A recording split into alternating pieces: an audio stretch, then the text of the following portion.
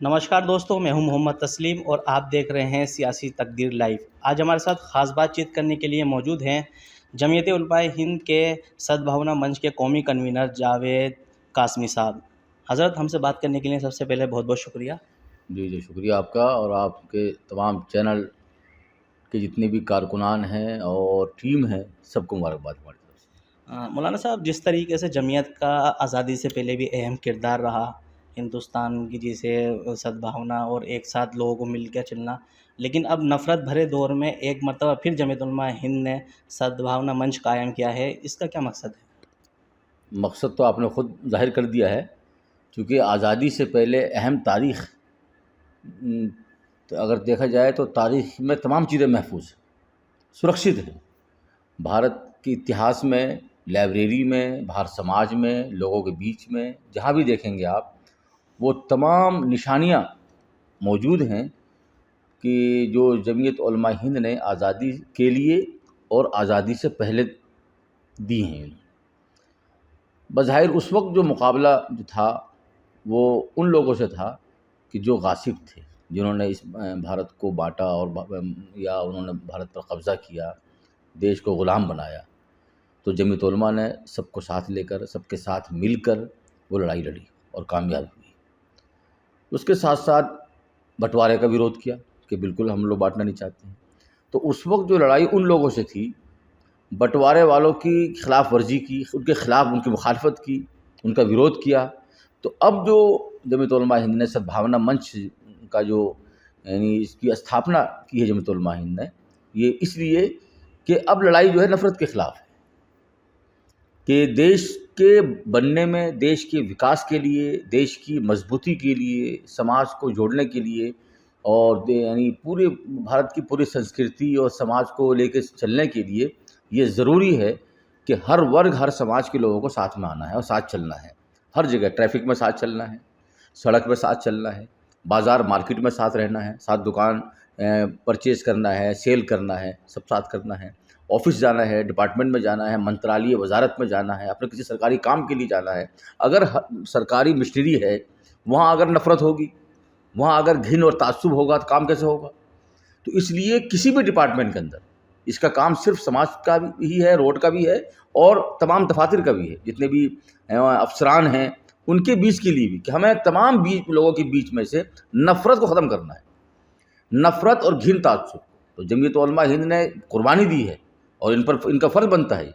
इसलिए अपने फ़र्ज़ को समझते हुए, अपनी ज़िम्मेदारी को महसूस करते हुए जमीयत उलमा हिंद के हमारे इस वक्त के जो प्रेसिडेंट हैं, अध्यक्ष हैं, मौलाना महमूद मदनी साहब, और आपकी पूरी टीम है और आपके तमाम ज़िम्मेदारान, जितने अरकान हैं, जमीयत उलमा हिंद के तमाम उलमा हैं, उन सब ने गंभीरता के साथ, बहुत गंभीर लेकर इस पर विचार करके और साथ बैठ करके मंथन करके, चिंतन करके उन्होंने इस पर अपनी पहल की है और कामयाब पहल की है।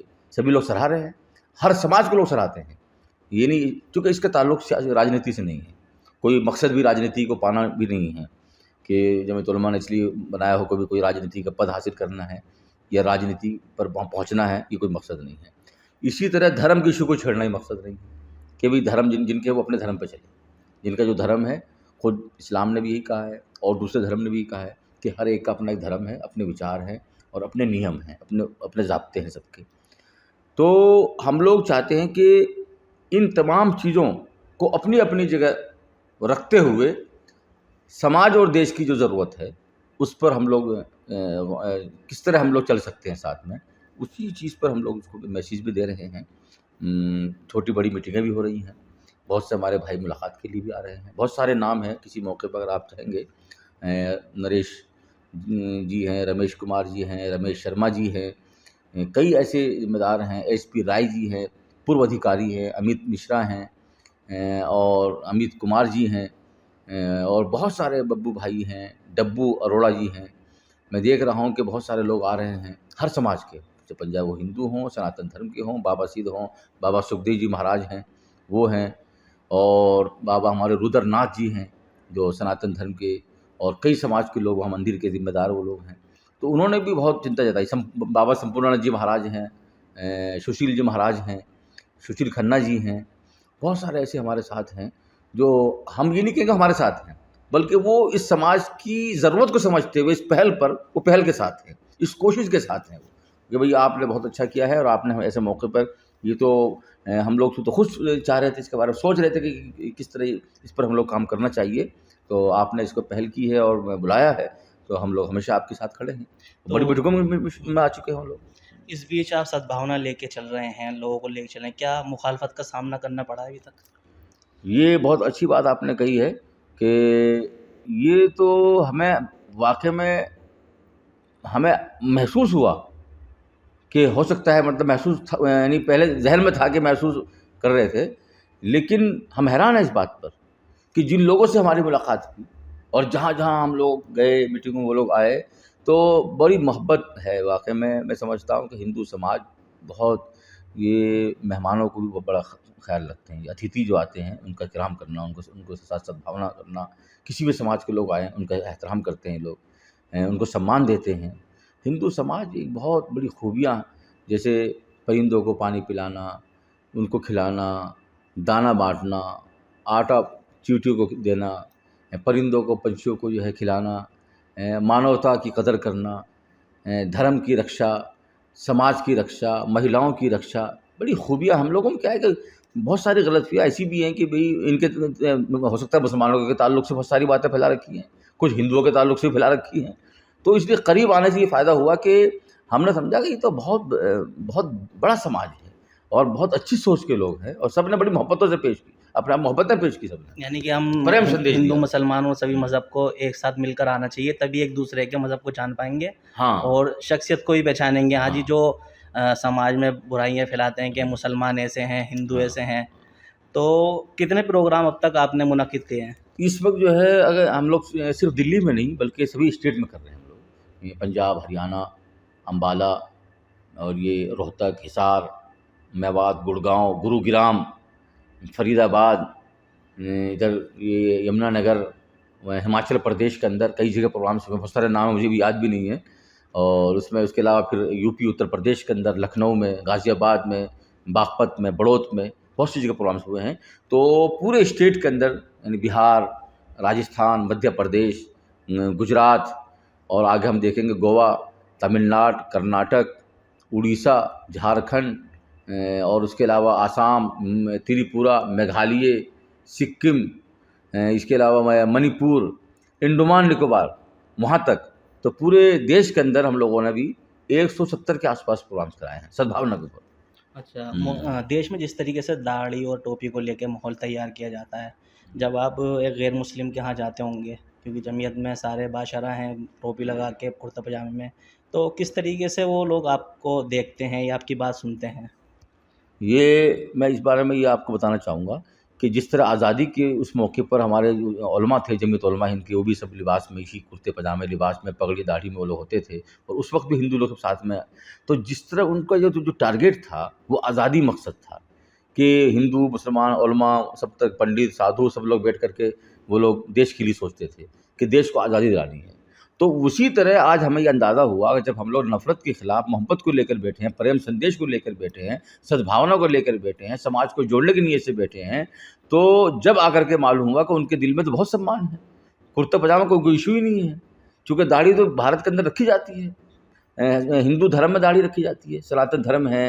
ये उसमें देखिए कुंभ का मेला होता है, जब यहाँ इलाहाबाद के अंदर होता है, प्रयागराज में होता है, और जहाँ-जहाँ बहुत सारे शहर, स्टेट हैं, जहाँ प्रोग्राम्स होते हैं, वो लाइन से जिस साधु को देखिए सबकी दाढ़ी होती है। कुछ को नहीं होंगी, लेकिन हम अक्सर को देखा है। पंजाबी सरदारों में दाढ़ियाँ होती हैं, जैन समाज के लोग दाढ़ियाँ रखते हैं। तो इसलिए कि अच्छा, कुर्ते पजामा जो है, ये जो आपने जो पूछा है कुर्ते पजामा के हिसाब से, ये कोई बाहर का यूनिफ़ॉर्म नहीं है। कुर्ता पजामा दुनिया में कहीं भी नहीं पहना जाता। कुर्ता पजामा जो लिबास है वो भारत का ही है। कुर्ता पजामा, कुर्ता लुंगी, यानी तहमद जिसे कहते हैं, ये तो भारत भारत का एक तरह से वो है, ये परिचय होता है इससे, भारतीय संस्कृति का परिचय होता है इससे, और ये लिबास यहीं का ही है, बाहर का नहीं, सऊदी अरब का लिबास नहीं है ये। कोई कहने लगे मुसलमानों का ये जो कुर्ता पजामा सऊदी अरब का है, तुर्की का है, ऐसा कुछ नहीं है। तो इसलिए दाढ़ी भी रखने वाले भारत के अंदर है इस संस्कृति में, कुर्ता पजामा भी रखने वाले हैं। और अगर पर्दे की बात में एक बात मैं बढ़ा के कह रहा हूँ, पर्दा भी भारत की संस्कृति के अंदर शामिल है। जेठ है, घर के अंदर जो है ससुर हैं और सास हैं, वो आपस में जो है एक दूसरे के जो समझाने में जब आप लोग आते जाते हैं, तो यहाँ तो सब में पर्दा है। हिंदू समाज में है, ब्राह्मण में है, ठाकुरों में है, गुर्जर समाज में जाइए, हर जगह पर्दा है। घूंघट डाल के काम करती हैं औरतें हैं। मेहमान आ जाए तो उनके बीच में अगर पानी भी देना है तो भी घूंघट डाल के जाती हैं। तो इसी का नाम तो पर्दा है। कोई सिर्फ किसी एक ख़ास कपड़े को तय करके उससे चेहरा ढकना ही वो पर्दा नहीं है। मकसद पर्दा है, वो किसी भी कपड़े से किसी भी अंदाज से हो सकता है। अपनी आँखों का पर्दा, दिल का पर्दा, चेहरे का पर्दा, और एक हिजाब भी कहते हैं उसको, अरबी में हिजाब कहते हैं उसको, ये फ़र्क है। हम लोग उर्दू में पर्दा कहते हैं, उर्दू शब्द में, और अरबी में हिजाब कहते हैं। अब वो एक हिजाब के नाम पर ख़ास एक दहशत पैदा हो रही है कि हिजाब में चली गई। तो हिजाब तो सबके यहाँ है, हर धर्म में है, हर मज़हब के यहाँ पर्दा है। तो हम इसी बात को कहना चाहेंगे आपके माध्यम से कि बहुत सारी गलतफ़हमियाँ हैं, जब साथ बैठेंगे उठेंगे तो ये ख़त्म हो जाएंगी। और जहाँ जमीयत उलमा हिंद ऑफिस में आप और यहाँ हम लोग बैठे हुए हैं, बहुत सारी तारीख़ी चीज़ ऊपर बना रखी है मदनी साहब ने। मौलाना महमूद मदनी साहब की सोच ही अलग है। वो ये चाहते हैं कि भाई उनके ख़ानदान, उनके खानवादा या पूरी जमीयत उलमा के तमाम काबिरीन उलमा ने और अलग-अलग खानवादे के लोगों ने हर एतबार से देश के लिए कुर्बानियाँ दी हैं। तो उन्हें अफ़सोस नहीं होगा इस बात पर कि लोग बाँटने की बात कर रहे हैं, नफ़रत की बात कर रहे हैं। हम लोगों ने काहे के लिए कुर्बानी दी हुई है? किस अंदाज़ से हम लोग तो जो है साथ चलने की बात करी है। मौलाना हुसैन अहमद मदनी रहमतुल्लाह अलैह ने उस वक़्त इतना बड़ा फ़ैसला लेकर के तमाम अकाबिरीन से मशवरा करके, जमीयत उलमा हिंद का मौक़िफ़ यही था कि हम लोग बँटवारे का विरोध करेंगे। बिल्कुल नहीं इसके साथ में है, बँटवारे के साथ। तो इसलिए वही लोग हमारे अकाबिरीन हैं, वही। तो इसलिए उनको ज़्यादा फ़िक्र है, गम बहुत ज़्यादा है उनको इस बात पर कि क्यों कैसी बात कर रहे हैं लोग इस तरह। तो इसलिए इस पर उन्होंने कदम बढ़ाया है और मुझे ये ज़िम्मेदारी दी है।